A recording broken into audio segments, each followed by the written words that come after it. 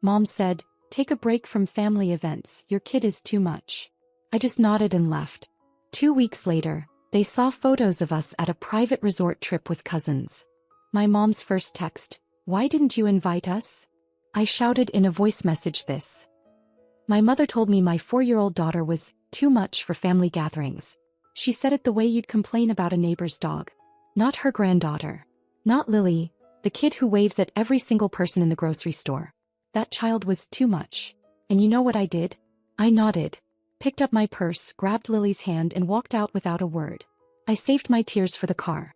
But what happened 2 weeks later? That's where this gets good. My mother thought she was punishing me. She had no idea she was setting me free. Let me back up so you understand. My name is Ruthie. I'm 31, I live outside Richmond, Virginia, and my entire life I've been chasing my mother Diane's approval like it was a trophy I could never reach. You ever know someone who makes you feel like you're auditioning just to exist near them? That's my mom. Everything was always about her image. The house, my clothes, my grades. Not because she cared about me. Because she wanted something to brag about at church. My stepdad Gerald came into the picture when I was 9 and honestly he was the best thing that ever happened to our family. Quiet solid man. Retired postal worker. Always smells like coffee and would stain from whatever he's building in the garage. He showed up to my school plays. He taught me to drive. He sat with me on the porch when I was 17 and said, "Ruthie, you don't have to be perfect. You just have to be honest." My mom was inside watching TV. Fast forward to my mid-20s. I made the worst decision of my life. I married a man named Todd. Do you ever look back at something and wonder how you missed every red flag? Because they were everywhere. Todd was charming at first. Flowers, compliments opened every door. 6 months and he changed. The first time he grabbed my arm hard enough to bruise, I made excuses. The second time I wore long sleeves in July. The third time Gerald noticed. Gerald didn't yell. He just looked at me and said, "Ruthie, you deserve more than this." And my mother? When I finally told her, she said, "Well, what did you do to make him angry?" Can you imagine? Your own mother telling you that you earned your own abuse? I left Todd eventually. Took longer than it should have, but I did it. Packed a bag at midnight, drove to Gerald's workshop and told him everything. He had me in the guest room that same night. My mom complained I was disrupting the household. Gerald told her to stop. First time I ever heard him push back on her. Then came Lily. My daughter. The light of my whole world. No, Todd is not her father. Thank God. It's just me and Lily. Well, me, Lily and Gerald. Now here's the thing. My mom hosts these big family dinners. Holidays, random weekends, the whole production. My Aunt Brenda, my cousins Shelby and Marcus, neighbors, everyone. And for years I showed up, brought food, helped clean, played the grateful daughter. But Lily is 4. She's loud and energetic. She once knocked over a vase and my mom reacted like the child committed a crime. A home goods vase. Not some family heirloom. So about a month ago I show up to one of these dinners. Lily's running around with Marcus's kids, laughing, being a normal child. My mom pulls me into the kitchen and says, "Ruthie, I think you should take a break from family events. Lily is just too much.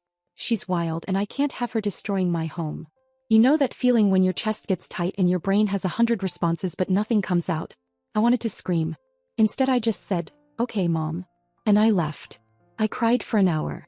Then I called my cousin Shelby. Shelby is my ride or die. Aunt Brenda's daughter, 2 years older than me, dental hygienist, zero filter. I told her everything and she said, "Ruthie, your mama just did you the biggest favor of her life and she doesn't even know it." He was right. Because here's what my mother didn't know. I'd been saving money for over a year. A little from every paycheck at the pediatric clinic where I work. Almost $4,000. And Shelby had an idea. "Let's take a trip. You, me, Marcus, the kids. Somewhere nice. Somewhere your mama would lose her mind over if she saw it online." Do you think I said no? I absolutely did not. Within a week I booked a long weekend at a private resort near Virginia Beach. Pool, ocean view, the works. I invited Shelby, Marcus, his wife Janelle and all the kids. I paid for everything. Every room, every meal, every overpriced poolside smoothie. And we took so many pictures. Lily building sandcastles. Me and Shelby in matching sunglasses. Marcus grilling on the deck like he had his own cooking show. It was the happiest I'd felt in years. Then I posted them. All of them. Right where I knew my mother would see. 2 days later my phone buzzes. A text from Mom. "Why didn't you invite us?" I read it 15 times. Why didn't you invite us? Like she didn't just tell me to stay away. Like she didn't just call my daughter too much. Something in me snapped, not the crying kind. The I am done kind. I didn't text back. I sent a voice message. And I shouted, "You told me to take a break from family events. You said my child was too much. So I took a break from you and spent that time with the family that actually wants us around. Don't you dare act hurt when you're the one who pushed us out. Hit send. Now do you think she apologized? Oh, you sweet, optimistic people. Oh, she did something so much worse. Something that didn't just make me angry, it put me in actual danger. And it involved someone I never wanted to see again in my life. I'll tell you about that very soon. So after that voice message, my mom went quiet. No calls, no texts, nothing for almost a week. And honestly, that silence felt like peace. For the first time in years, I wasn't walking on eggshells. I was just living, taking Lily to the park, cooking dinner without dreading my phone ringing, laughing with Gerald on his porch while he sanded down some bookshelf he was building for Lily's room. It was simple and it was beautiful. But you know how they say the calm before the storm? Yeah. It was a Thursday evening when Gerald called me. And Gerald doesn't call unless it matters. He's a texter, always these short little messages like, Lily good? Or, got extra tomatoes, want some? So when I saw his name pop up with an actual phone call, I knew something was off. He said, Ruthie, your mother is planning a family cookout this Saturday. She told me to tell you you're invited. I almost laughed. She kicked me out of family events, Gerald. Now she wants me back. He got quiet for a second. Then he said, I think you should know who else she invited. My stomach dropped before he even said the name. Todd. She invited Todd. My ex-husband. The man who bruised my arms. The man I fled from at midnight. The man I spent 2 years recovering from. My mother invited him to a family cookout and expected me to just show up and be fine with it. Can you even wrap your head around that? Bez, I couldn't. I sat on my kitchen floor holding the phone and I couldn't even speak. Gerald was still on the line and I could hear him breathing, waiting. Finally I whispered, why would she do that? And Gerald said something that broke my heart. He said, because she's angry, Ruthie. And when your mother gets angry, she doesn't think about who she hurts. Now let me tell you what was going through my mind. Part of me wanted to drive over there and scream at her. Part of me wanted to pretend it didn't matter. But mostly I was scared. Not of Todd showing up at a cookout. I was scared of what it meant that my own mother would use the worst chapter of my life as a weapon against me. I called Shelby. Shelby lost it. I mean, completely lost it. She was yelling so loud I had to pull the phone away from my ear. She said things about my mother that I cannot repeat here, but honestly every word was deserved. Then she calmed down and said, you're not going. And I'm not going either. Marcus isn't going. Janelle isn't going. If your mama wants to have a cookout with your abuser, she can do it alone. And that's exactly what happened. Saturday came. I stayed home with Lily. We made pancakes shaped like stars. Or at least we tried. They mostly looked like blobs, but Lily thought they were perfect. Shelby came over with her son Damon and we had our own little day. Movies, popcorn, the kids running around the backyard. It was good. But here's the part that surprised me more than anything. Gerald didn't go either. Let that sink in. Gerald, my stepdad, my mother's husband, did not go to her cookout. He came to my house instead. Showed up with a bag of burgers and said, I told your mother what she did was wrong. She didn't listen. So I'm here. Do you understand what that meant to me? This man chose me. He chose his stepdaughter over keeping the peace with his own wife. I cried. I'm not ashamed to say that. I stood in my doorway and cried while this 63-year-old man in his old postal service cap held a grocery bag and looked at me like I was his own daughter. Bez to him I am. My mother was furious. Apparently the cookout was a disaster. Only a few neighbors showed up. Todd came, ate, and left within an hour. Aunt Brenda refused to come once Shelby told her what was going on. So there was my mom sitting in her decorated backyard with half-empty chairs and a table full of food nobody wanted. Do I feel bad? Honestly, a tiny part of me does. He's still my mother. But the bigger part of me thinks, you did this to yourself, Diane. After that, things shifted. My mom started texting Gerald nonstop. Not me, him. Asking when he was coming home, saying he was being dramatic, telling him I was manipulating him against her. Gerald didn't argue. He just stayed in his workshop, slept in the guest room and came to see me and Lily almost every day. And here's what really got to my mom. Gerald started posting too. Nothing dramatic. Just little things. A picture of Lily sitting on his lap while he read to her. A video of her helping him sand a piece of wood, wearing his safety glasses that were way too big for her face. Simple sweet stuff. And people loved it. His friends from church, old coworkers, neighbors, everyone commenting about what a great grandpa he was. My mom didn't comment on a single one. But she was watching. Oh, she was watching. About 2 weeks after the cookout disaster, I got a call from a number I didn't recognize. I almost didn't answer, but something told me to pick up. It was Todd. He said, Hey Ruthie, I just wanted you to know, your mom's been calling me. She asked me to come to another dinner next week. I told her no. I was stunned. Todd, the same Todd who hurt me, was telling me this is some kind of warning? He said, "Look, I know I messed up. I'm not trying to get back in your life. But what your mom's doing isn't right. She told me you've been having a hard time and that you missed me. That's what she said to get me to the cookout." I didn't know the real story until Gerald called me after. Wait, Gerald called Todd? Yes. Gerald actually called my ex-husband and told him the truth. Told him that my mother was using him to hurt me. And Todd, whatever else he is, apparently had enough decency to back off and let me know what was happening behind the scenes. Thanked him. It was weird and uncomfortable and I never want to speak to him again, but I thanked him. After that call, I sat in my living room and just stared at the wall. My mother wasn't just being petty anymore. She was actively trying to bring someone dangerous back into my life. That's not anger. That's cruelty. And I realized something.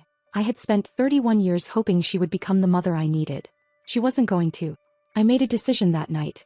I told Gerald and he supported me completely. I told Shelby and she said it was long overdue. But what that decision was and what it led to, that changed everything. Not just for me and Lily. For my entire family. Even for my mom. Especially for my mom. Because what's coming next, she never saw it coming. And honestly, neither did I. So the decision I made that night was this. I was done. Not done being angry, not done arguing. Done. As in, I sat down at my kitchen table after Lily went to sleep and I wrote my mother a letter. Not a text, not a voice message. A real letter on paper in my own handwriting. And this is basically what it said. Mom, I love you. I will probably always love you. But I can't keep letting you hurt me and call it family. You told me my daughter wasn't welcome. You invited the man who abused me into a space where I was supposed to feel safe. You chose your pride over your granddaughter. I'm not doing this anymore. If you ever want to be part of our lives again, it has to be different. But until then, I need you to leave me alone. I mailed it the next morning. Actual stamp, actual mailbox. Gerald offered to deliver it himself, but I said no. I wanted her to open it alone, read it alone, and sit with it alone. The way she made me feel all those years. And then I waited. The first few days were hard, I'm not going to lie. Every time my phone buzzed I flinched. But she didn't call. Didn't text. Nothing. A week passed. Then Shelby kept checking on me, asking if I was okay, and honestly most days I was. Lily and I fell into this nice little rhythm. School drop-off, work, pick her up, dinner, bedtime stories, repeat. Gerald came over on weekends and built Lily this incredible little bookshelf shaped like a tree. She put every single one of her books on it and then added some stuffed animals for decoration. That man's heart is pure gold. About 3 weeks after I sent the letter, something happened that I did not expect. Aunt Brenda called me. Now Aunt Brenda is my mom's older sister. They're close, or at least they were. Brenda is one of those women who says exactly what she thinks and never apologizes for it. She told me, "Ruthie, I went to see your mother yesterday. She looks terrible. He's barely eating. The house is a mess. Gerald's sleeping in the workshop most nights." I didn't know what to say. Part of me felt guilty. But Brenda wasn't calling to guilt me. She said, "I'm not telling you this so you'll go running back. I'm telling you because I sat your mother down and I told her everything she didn't want to hear. I told her she was losing her daughter, her granddaughter, and her husband, all because she can't admit she was wrong." Can you imagine someone finally saying that to her? Because nobody ever had. My whole life, everyone just let Diane be Diane. Gerald kept the peace. I stayed quiet. Even Shelby mostly just vented about her behind her back. But Brenda went right to her face and said it. And apparently my mom cried. Which, I'll be honest, I didn't think she was capable of. That sounds terrible, but when someone has been cold to you your entire life, you kind of forget they have feelings too. Brenda said she cried for a long time and then finally said, "I don't know how to fix this." Brenda told her, "You start by being honest. Not with Ruthie. With yourself." Now I want to be real with you here. When Brenda told me all this, I didn't jump up and say, "Great, let's reconcile." That's not how real life works. 31 years of damage doesn't get fixed because someone cried once. I told Brenda, "I hear you, but I'm not ready." And she respected that. She said, "Take your time, baby. You've earned it." About a week later, Gerald told me my mom had asked him to come back to the main bedroom. He said no. He told her, "I'll come back when you make things right with Ruthie and Lily." My stepdad, this quiet, gentle, non-confrontational man, drew a line in the sand for me. Do you know how rare that is? To have someone love you enough to be uncomfortable for you? Then one afternoon I'm picking Lily up from preschool and my phone rings. It's my mom. I stared at the screen through 2 full rings before I answered. I don't even know why I picked up. Maybe curiosity. Maybe exhaustion. Maybe some stupid part of me still hoping. She said, "Ruthie." And then she was quiet for so long I thought the call dropped. Then she said, "I got your letter. I've read it probably 40 times." I didn't say anything. She said, "I don't know when I became this person. I look at myself and I don't like what I see. I invited Todd because I wanted to hurt you. I can admit that now. I wanted to hurt you because you were happy without me and I couldn't stand it. Let me just say, hearing your mother admit she intentionally tried to hurt you is one of the strangest feelings in the world. It's not satisfying. It's not a victory. It just feels heavy." She said, "I understand if you never forgive me. But I want to try. I want to know my granddaughter. I want to be better. I don't know how, but I want to try." I sat in the preschool parking lot with Lily babbling in the back seat about some art project and I cried. Not the angry kind. Not even the sad kind. Just the kind that comes when you've been holding your breath for years and someone finally says the thing you needed to hear. I told her, "I'm not ready to come back to family dinners, Mom. I'm not ready to pretend everything's fine. But if you want to meet Lily and me for ice cream on Saturday, you can do that. Just us. No performance. No audience." She said yes before I even finished the sentence. That Saturday we met at this little ice cream shop off Main Street. Lily got strawberry and got it all over her face within 30 seconds. My mom sat across from us and she watched Lily like she was seeing her for the first time. Maybe she was. She didn't criticize anything. Didn't comment on the mess. Didn't sigh or roll her eyes. She just watched her granddaughter be a kid and for once she smiled about it. At one point Lily held out her spoon and said, "Grandma, try some." My mom took a bite and said, "That's the best ice cream I've ever had." And Lily beamed. It wasn't a fairy tale. We didn't hug and say "I love you" and drive off into the sunset. When it was over, I put Lily in the car and my mom stood in the parking lot looking like she wanted to say more. I just said, "This was good, Mom. Let's do it again." She nodded. We've had 4 ice cream dates since then. Just the 3 of us. No family events, no cookouts, no pressure. Gerald joins sometimes. He and my mom are doing better. Not perfect, but better. He moved back into the bedroom last week. I asked him if she'd really changed and he said, "She's trying, Ruthie. I think she's actually trying. Shelby thinks I'm too soft." She told me, "That woman invited your abuser to a barbecue and you're buying her ice cream?" And I get it. I do. But here's the thing. Shelby didn't hear my mom's voice on that phone call. Shelby didn't see her face when Lily offered her that spoon. People can change. Not always. Not everyone. But sometimes. Am I naive? Maybe. Am I going to let her hurt me again? Absolutely not. I have boundaries now. Real ones. And my mom knows that if she crosses them, I'm gone for good. No letter next time. Just silence. But right now, today, my daughter has a grandmother who is learning how to show up. I have a stepdad who showed me what real love looks like. I have a cousin who would go to war for me. And I have a mother who is finally, slowly, painfully learning that family isn't about control. It's about showing up even when it's messy. Especially when it's messy. Lily asked me the other day, "Mommy, does Grandma like me now?" And I said, "Baby, Grandma always liked you. She just forgot how to show it." Lily thought about that for a second and said, "That's silly." And you know what? He's right. It is silly. It's silly that it took all of this. The exile, the cookout, the voice messages, the letter, Gerald sleeping in a workshop. For my mother to remember that her granddaughter is not too much. He's exactly enough. So that's my story. At least so far. It's not over. Real life doesn't have neat endings. But I'm in a good place. Lily's in a good place. And for the first time I think my mom might get to a good place too. If any of this hit home for you, I'd love to hear about it. Drop a comment, tell me what you think. Did I handle it the right way? Would you have done something different? I'm genuinely curious because I second-guess myself all the time. If you like this story, leave a like. It means more than you know.